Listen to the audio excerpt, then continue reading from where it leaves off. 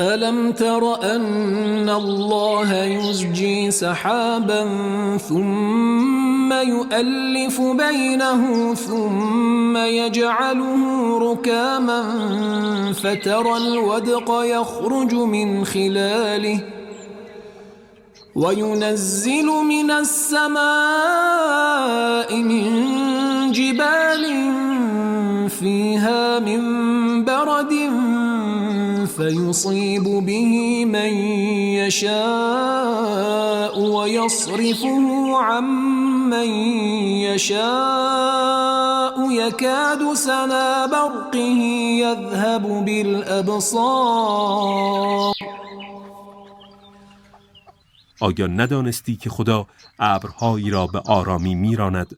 آنگاه میان آنها پیوند میدهد، آنگاه آنها را متراکم میکند و در پی آن باران را میبینی که از میان آنها بیرون میآید و از سمت بالای زمین، یعنی از ابرهای منجمد که همچون کوههایی که در آن است برف و تگرگ را فرو میریزد و آسیب آن را به هر کس که بخواهد میرساند و از هر کس بخواهد برطرف میکند. نزدیک است روشنی برقش نور چشمها را از بین ببرد.